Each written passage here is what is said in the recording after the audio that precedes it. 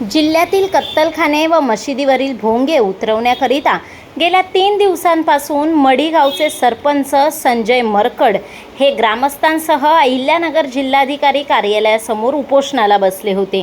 आज या उपोषणाला प्रखर हिंदुत्ववादी नेते मिलिंद एकबोटे यांनी उपस्थिती लावत उपोषणाला पाठिंबा दिला होता। यावेळी त्यांनी प्रशासनावर देखील सडकावून टीका करत गोमातेच्या रक्षणासाठी उपोषण करावे लागत असल्याने ही हिंदुत्वाची सरकारमधील लज्जास्पद गोष्ट असल्याचे सांगितले होते। उपोषणकर्त्यांच्या मागण्यांबाबत मिलिंद एकबोटे यांनी निवासी उपजिल्हाधिकारी व अप्पर पोलीस अधीक्षक यांच्याशी चर्चा केली।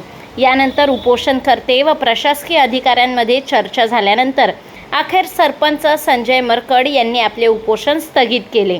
तर जिल्ह्यामध्ये भोंगे येणाऱ्या काळांमध्ये उतरवले नाही तर पुन्हा एकदा उपोषणाचे हत्यार उपसणार असल्याचे देखील मरकड यांनी यावेळी सांगितले।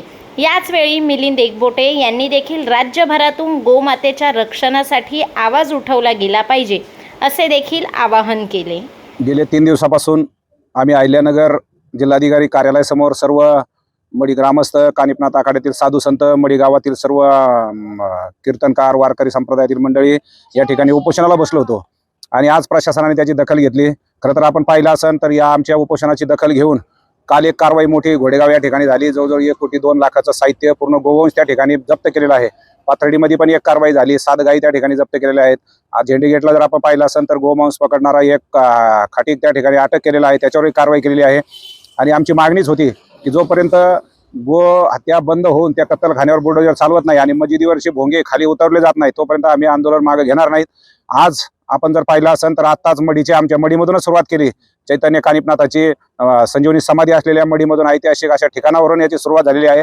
आज मढीतले भोंगे आज प्रशासनाने खाली घेतलेले आहेत। मी प्रशासनाचे आभार मानतो। सुरुवात झालेली आहे, काही कालावधी आपण त्यांना देऊ, कारण काम फार मोठं आहे। पूर्ण ज्या ठिकाणी कत्तलखाने असतील किंवा मस्जिदी, प्रत्येक गावामध्ये 1-1, 2-2 मस्जिदी आहेत, मोठं काम आहे, त्यांना महिना 2 महिने त्यासाठी लागणार आहेत। आपण त्यांनी म्हणल्याप्रमाणे आपण त्यांना 1-2 महिन्याचा कालावधी देऊ। जर संपूर्ण ठिकाणी भोंगे जर उतरले गेले नाही किंवा जर पुन्हा जर गोमातेची जर कत्तल व्हायला लागली तर पुन्हा आपण हत्यार उपोषणाचं उपसणार आहोत। आज तरी त्यांनी त्या कारवाईला सुरुवात केली आणि म्हणून आम्ही आज मिलिंद भाऊंच्या हस्ते, आमचे चंदू भाऊ असतील, संजू भाऊ असतील, यांच्या हस्ते आम्ही या ठिकाणी उपोषण स्थगित करीत आहोत। या ठिकाणी प्रशासनाने संजय मारकड यांना लेखी आश्वासन दिलेलं आहे आणि त्या जे पत्र दिलेलं आहे त्या पत्रात संजय मारकड यांच्या ज्या 3 मागण्या आहेत की मशिदीवरचे भोंगे उतरवले गेले पाहिजेत, बेकायदेशीर कत्तलखाने उद्ध्वस्त झाले पाहिजेत आणि संपूर्ण अहिल्यानगर जिल्हा गोहत्यामुक्त झाला पाहिजे, या 3ही मागण्या या योग्य असून त्याच्याप्रमाणे आम्ही कार्यवाही करू, अंमलबजावणी करू असं त्यांनी आश्वासन दिलं।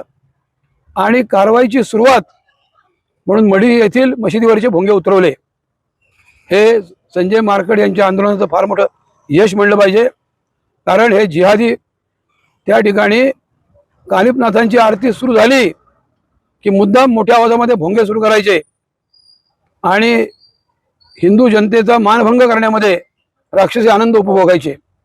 या जिहाद्यांना प्रशासनाने चांगला दणका दिलेला आहे आणि त्यामुळं आता मशिदीवरचे भोंगे निघाले ही फार चांगली गोष्ट झालेली आहे। त्याच्यामुळं मढीच्या परिसरामध्ये अत्यंत आनंद व्यक्त करण्यात येत आहे। म्हणजे मुसलमानांचा माज उतरवण्यामध्ये आज संजय मारकड यांना यश मिळालं, याबद्दल आम्ही त्यांचं अभिनंदन करतो। असंच करावं लागेल।